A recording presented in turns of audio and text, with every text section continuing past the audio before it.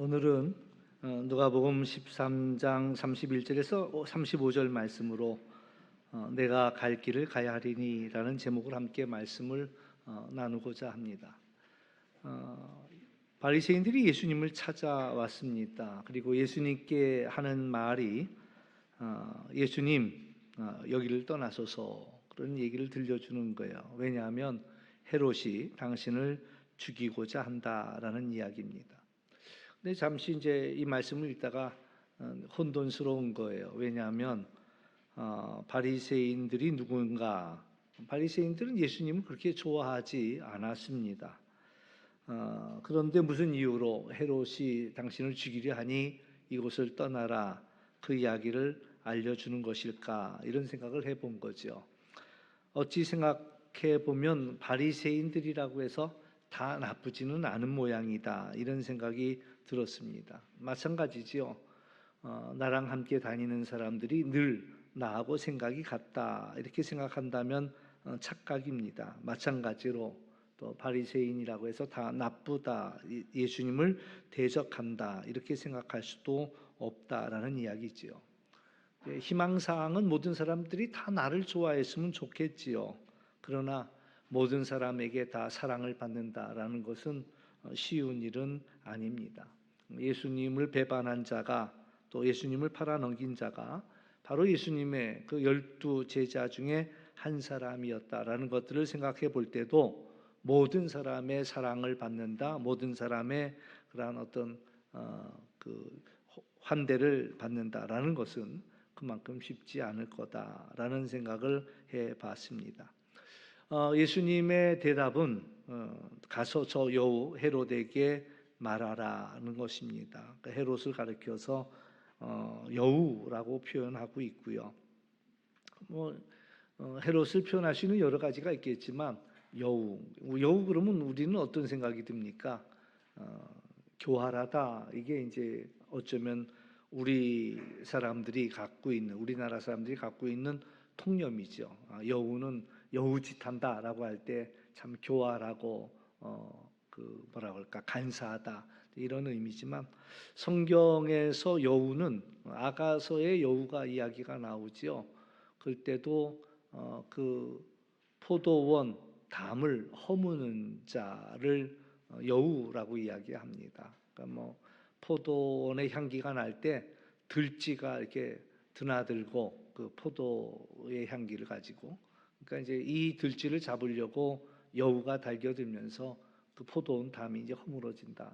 느헤미야에도 여우 이야기가 나옵니다. 여우 이야기가 나오는데 그때 여우가 올라가도 이 담은 무너질 거다, 이런 이야기. 그래서 이제 그 성경에 나오는 여우의 그 이미지는 무너뜨리는 자, 허무는 자, 이런 의미를 가지고 있습니다.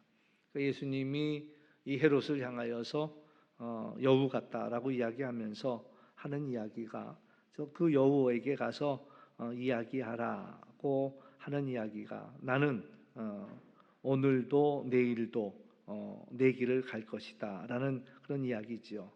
귀신을 쫓아내고 병을 고치다가 제3일에는 완전하여지리라고 이야기합니다. 완전하여진다라는 말을 우리가 이해하기가 쉽지 않죠. 새 번역 이럴 때 이제 좀 이해하기 어려울 때는 다른 번역을 같이 한번 볼 필요가 있습니다. 그래서 어떻게 이것을 번역했는가? 새 번역에 보면은 내 일을 끝내겠다라고 이야기합니다.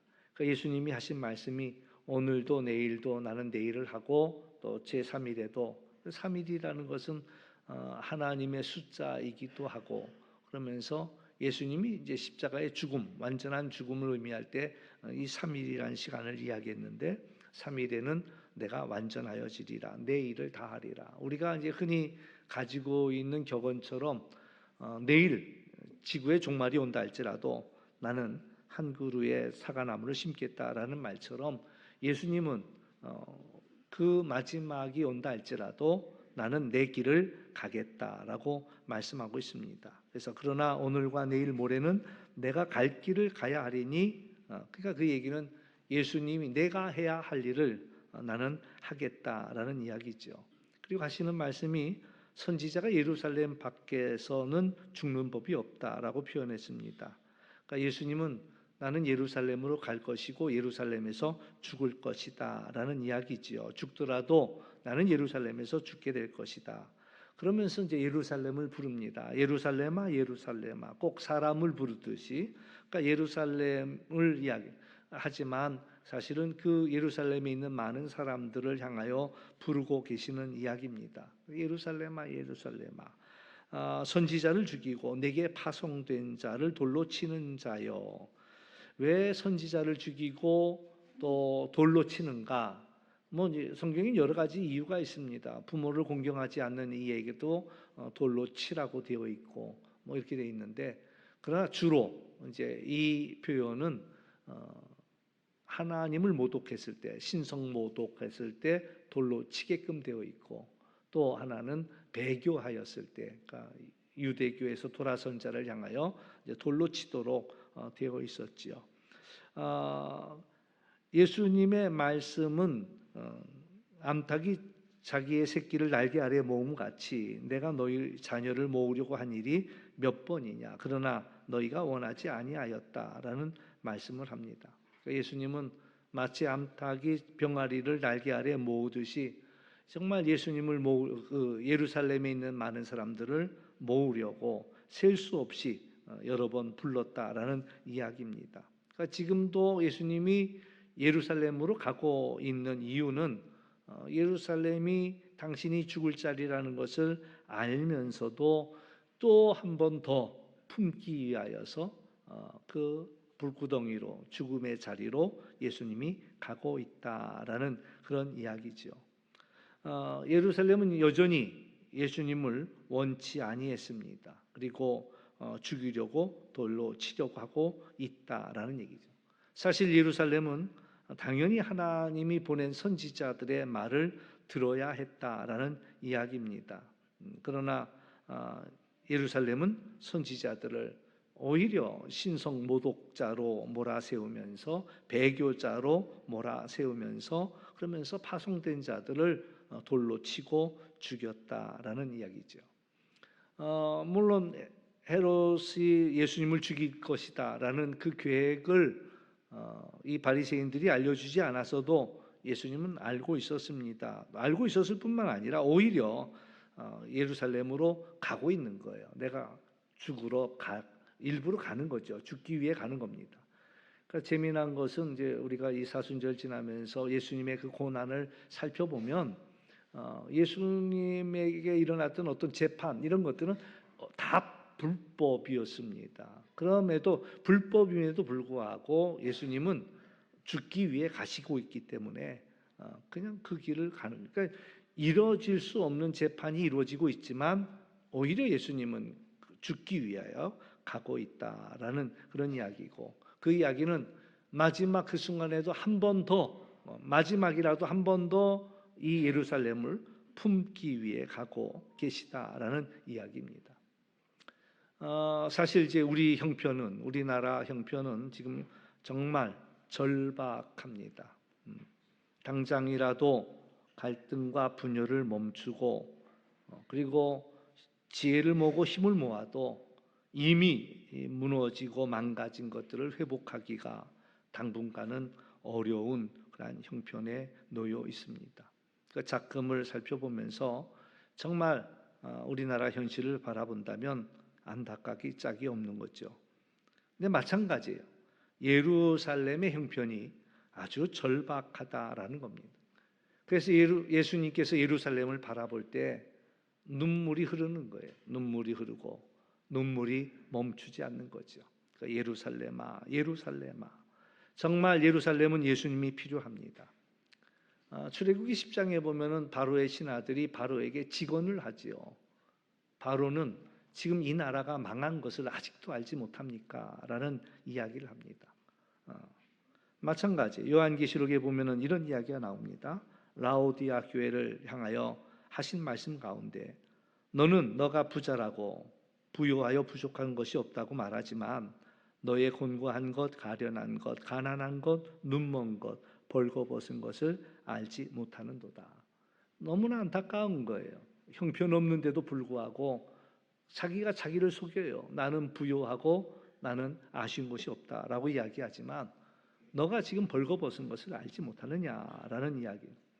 그래서 예수님은 예루살렘을 향하여 예루살렘아 예루살렘아 그러면 절박하게 부르고 계시고 이 예루살렘을 끌어안기 위하여서 또한 예루살렘으로 가고 있다라는 겁니다. 헤롯이 당신을 죽일 겁니다라고 이야기해 주어도 예루살렘을 향한 예수님의 그 발걸음을 막아설 수는 없었다라는 이야기입니다. 대제사장과 장로들이 그의 생명을 빼앗을 것이라고 알지만은 오히려 생명을 내주기 위해서 예루살렘으로 가고 있다. 정말 안타까운 것은 예루살렘을 품기 위하여서 그렇게 수없이 불렀고 부르고 계시지만 예루살렘은 원치도 않았고 오히려 돌을 들어 치고 또 죽이고 있다라는 그런 이야기지요. 원치 아니하는 그들에게 하신 말씀이 있습니다.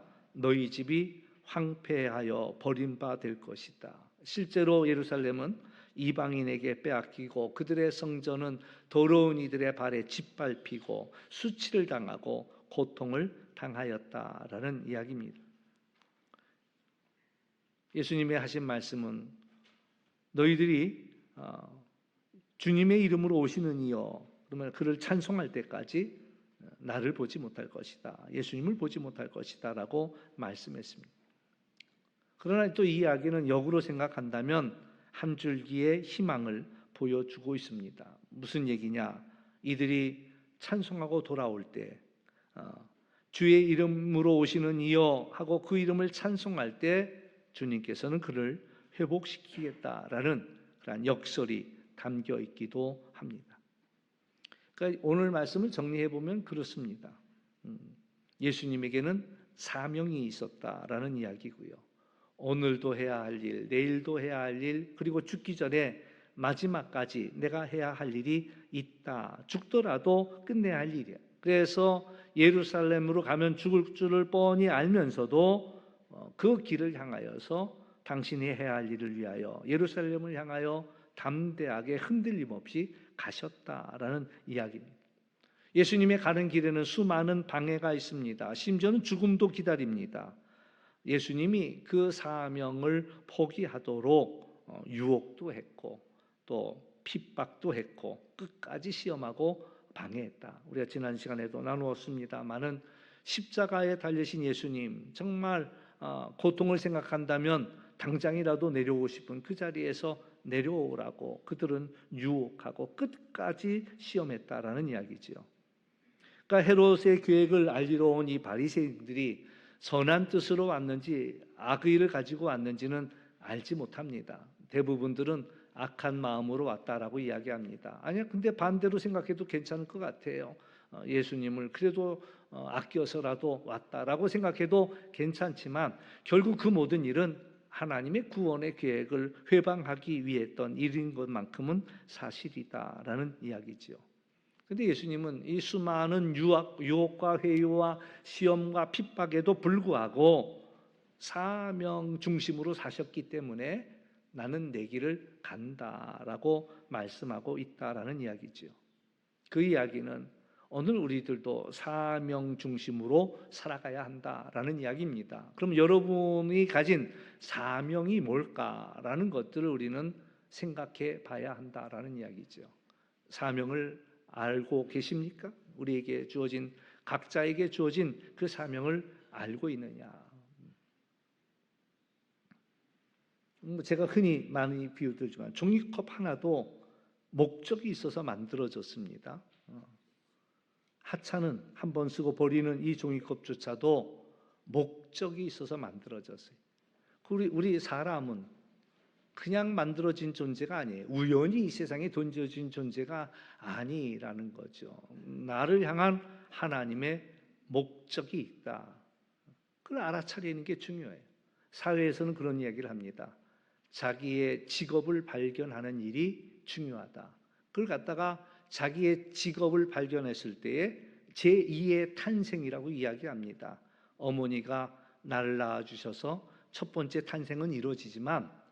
이 사회 속에서 자기가 해야 할 일을 발견했을 때 그것이야말로 이제 자기의 존재의 이유가 되는 거죠.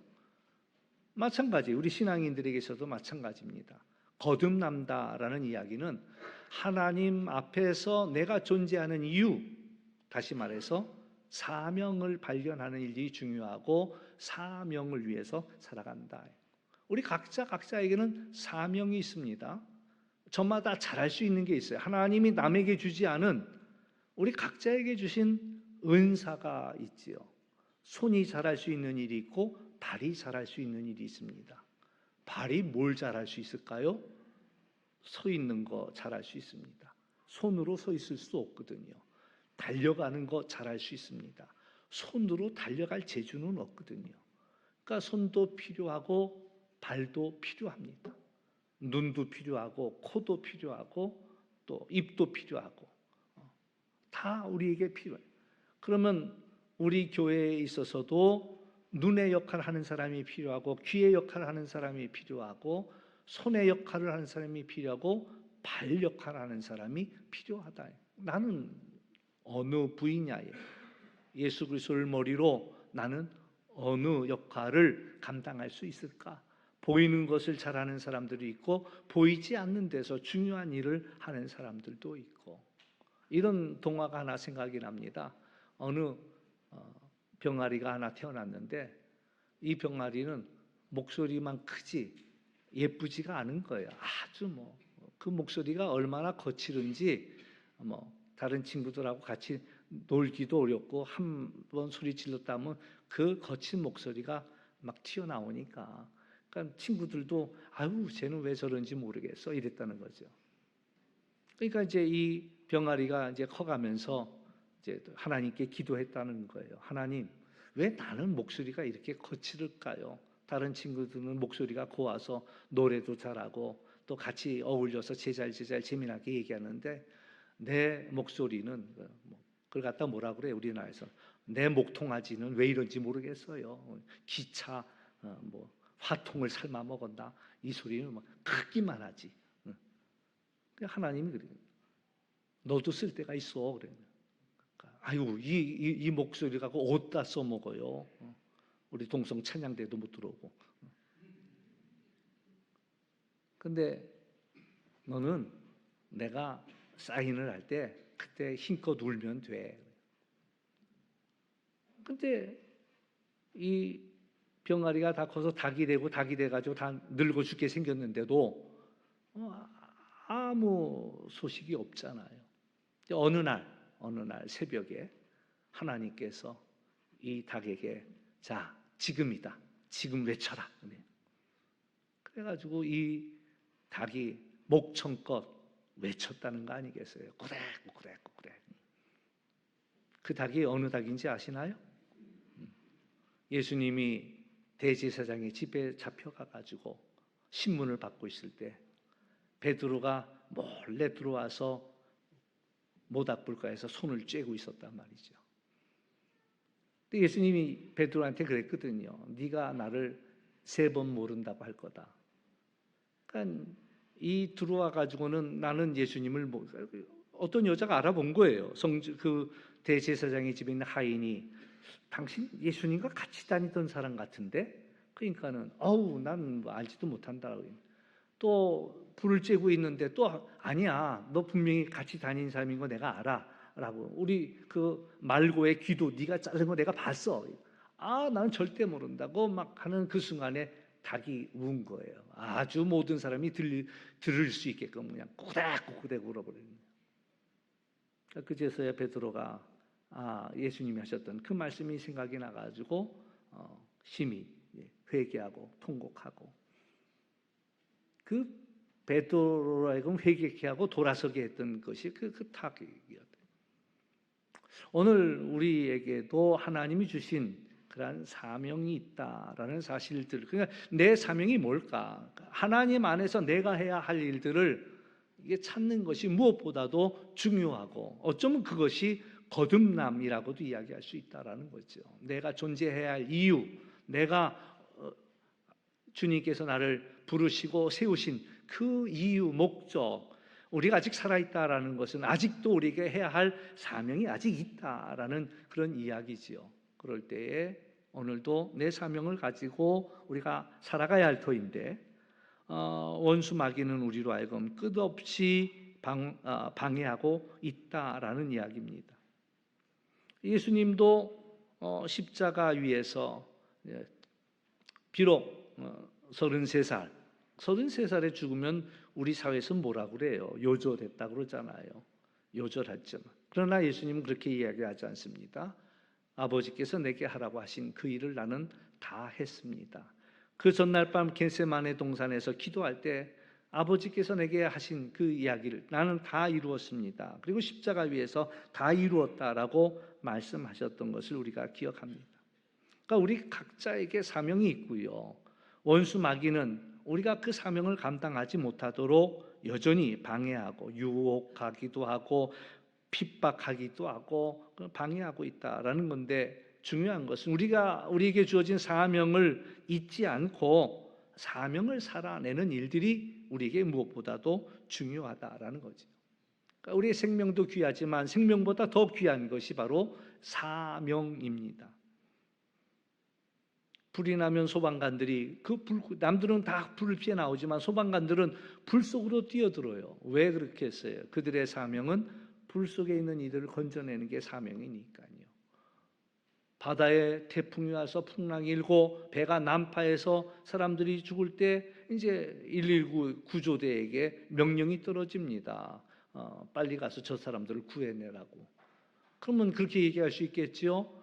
지금 저기 있던 사람들도 다 빠져 죽는 상황에 우리가 들어가야 되느냐? 우리는 저 사람들을 구조하라는 명령을 받았지 우리가 살아오라는 명령을 받은 것은 아니다. 그러니까 생명보다 더 귀중한 것이 사명이고, 또 사명이 분명하면 사실 죽는 것도 두렵지 않다라는 이야기입니다. 내 사명이 분명하게 뭔지를 알고만 있다면 죽는 게 두렵지 않아요. 사도 바울도 그랬습니다.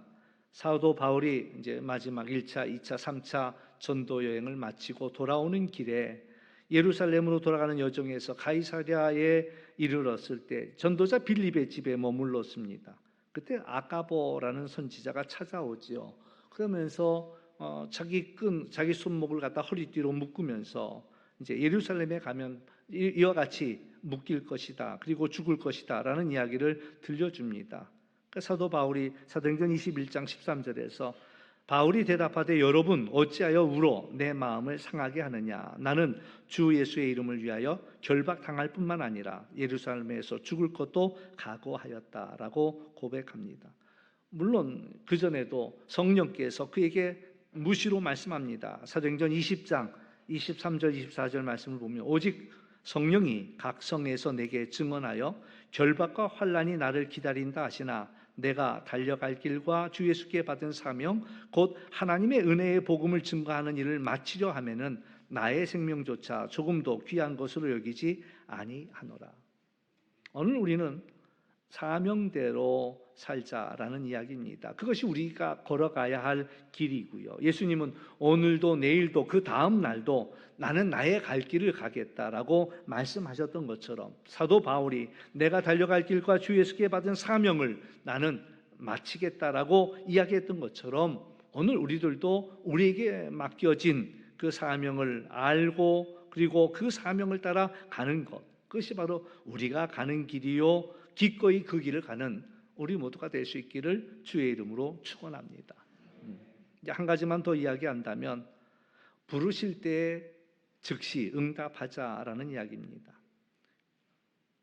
하나님께서는 이스라엘 백성들이 회개하고 돌아오기를 정말 많은 사람들을 보냈습니다. 또 예수님도 이제 이들을 또 끌어안기 위하여 가고 있습니다. 그러나 그들이 그 간절하게 부르는 예수님의 그 부름을 받지 못하는 거예요. 그래서 예수님은 하시는 말씀이 황폐해진 후에야, 예루살렘은 황폐해진 후에야 회개했다라는 얘기입니다. 어떤 분이 간증하는 걸 들었어요. 뭐라고 기도하냐면 우리 남편이 제발 예수님 믿었으면 좋겠다는 거예요. 그렇게 기도하는데 또 뭐라고 기도했냐면은 쫄딱 망해도 좋으니까 제발 남편 믿게 좀 해달라고. 기도가 응답 받았어요. 남편이 믿었습니다. 아시겠죠? 그 다음 얘기는 안 해도 쫄딱 망했습니다. 쫄딱 망하고 나니까 그제서야 두 손 들고 예수님 앞으로 나온 거예요. 어리석은 자는 망한 후에야 깨닫고 응답합니다. 그러니까 얻어맞을 거 다 얻어맞고 나서 그제서야 손들어. 그러니까 지혜로운 사람은 뭡니까? 미리 손들어, 미리 응답하는 거예요. 우리를 품어주시려고 부를 때 즉시 응답하는 자가 복이 있는 자라는 이야기입니다. 우리 속해도 할 일이 있습니다. 서로가 서로의 사명을 잊지 않도록 깨우쳐주는 일들이 필요합니다. 서로의 얼굴을 빛나게 한다라는 말은 당신은 하나님의 사명을 받은 자이고 또 그것을 잘 감당합니다. 서로 깨우쳐주는 거예요. 그럴 때 사명 중심으로 우리가 살아갈 수, 사명이 분명하면, 기준이 분명하면 기준이 아닌 것들을 솎아내는 거 쉽습니다. 기준이 분명하지 않으면 잘 모르는 거예요. 이걸로 솎아내야 할지 말아야 될지는 몰라. 그러나 내 기준이 뭔지가 분명하면 그러면은 그 기준에 어긋나는 것들은 얼마든지 망설이지 않고 솎아낼 수가 있다라는 거지요. 그러니까 내 사명이 뭔가를 지금도 저는 하고 싶은 게 너무 많아. 이것도 해보고 싶고 저것도 해보고 싶고 이제 남들은 저한테 자꾸 이젠 정리해야 될 때 이렇게 얘기를 하는데 정리가 아직도 안 돼요. 책을 이렇게 쳐다보고 있으면 저것도 아직도 못 버려. 이제 못 읽을 것 같으면 이제 솎아낼 필요가 있는데 아직도 마음속에 언젠가는 읽을 거라는 생각이 드는지 못 솎아내고 있어요. 또 저는 이제 또 모으는 게 취미여갖고 저는 없는 게 없어요. 별게 다 있어. 여러분 필요한 거 있으면 저한테 오시면 돼. 어느 날 또 레코드 LP판 모으는 게 취미가 돼가지고요. 또 하나가득 갖고 있어요. 지금 하나가득. 근데 다 못 들을 것 같은데 그런데도 마음속에는 이제 은퇴하면 이거 한 장씩 매일 들어야지. 그러니까 은퇴할 때까지는 그걸 놓지 않을 것 같은 생각인데 은퇴하면 그 방도 주지도 않을 텐데 그걸 끌어안고 있단 말이죠. 언젠간 들을 것 같아. 그래서 그걸 끌어안고 있는데 그것도 듣고 싶지, 책도 읽고 싶지, 이것도 하고 싶지. 얼마나 하고 싶은 게 많은지 몰라요. 근데 우리가 내 사명을 가지고서 이제 비춰볼 때 내가 하고 싶은 일을 어떻게 다 할 수 있겠어요? 정리해 나가야죠. 사명이 아닌 것들을 정리할 수 있어야 되고 이것이 아닌 것들을 정리할 수 있어야 되겠고 그러면 사실 우리가 살아가는 길은요. 우리가 살아가면서 하고 싶은 게 얼마나 많은지 모르잖아요. 뭘 해야 될지 몰라. 결정이 안 돼. 근데 거꾸로 생각하면 그걸 갖다가 이제 연역법으로 생각하면 내 앞에 무한한 가능성이 있지만 귀납법적으로 우리의 인생을 거꾸로 생각해 보면 내가 어떻게 죽을 것인가라는 것들을 생각하고 내게 남아있는 날수를 헤아려 보고 그렇게 정리하다 보면 우리가 할 수 있는 일은 몇 가지가 안 된다. 몇 가지도 많지요. 이 몇 가지도 많지요. 다른 건 다 안 해도 요거 몇 가지만 아니면 그 한 가지가 될 수도 있습니다. 그게 우리에게 사명이라는 거죠. 우리가 포기할 수 없는 그 사명을 우리가 살아가도록 서로가 이야기하면서 오늘 예수님은 오늘도 내일도 내 갈 길을 나는 가겠다라는 이야기입니다. 내 앞길을 막아도 나는 내 갈 길을 가겠다. 원하기는 여러분에게 하나님이 주신 길, 하나님이 보여주신 그 길을 기꺼이 갈 수 있는 그래서 여러분이 걷는 그 길에 하나님의 복이 넘치시기를 주의 이름으로 축원합니다. 기도합니다. 참 좋으신 아버지 하나님 감사합니다. 사순절 둘째 주간을 맞이하면서 예수님은 그 앞에 죽음의 그러한 놀라운 그러한 계획들이 그 앞에 방해물들이 있었지만 그럼에도 불구하고 나는 오늘도 내 할 일 하고 내일도 내 할 일 하고 내가 3일에는 이 모든 것들을 완전하게 내 일을 끝내겠다라고 말씀하셨던 그 주님을 우리가 기억합니다. 오늘 우리들의 인생도 돌아보면서 오늘도 우리의 사명이 무엇인지를 깨달아 알게 하여 주시고 우리에게 남아있는 시간의 연수를 헤아릴 수 있는 지혜도 허락하여 주옵시며, 우리가 죽기 전 하나님 앞에 응답할 수 있는 은혜도 저희들에게 허락하여 주옵소서. 마음이 세상의 여러 가지에 빼앗겨서 흐트러지는 것이 아니라 사명을 기준으로 우리가 사명을 따라 살아가는 저희들 될 수 있도록 인도하여 주옵소서. 오늘도 내 갈 길을 가리라 주님께서 걸어가셨던 것처럼 오늘도 우리가 주님을 따라 한 걸음 한 걸음 따라가는 주의 제자들 될 수 있도록 축복하여 주옵소서. 감사하며 예수님의 이름으로 기도하옵나이다. 아멘.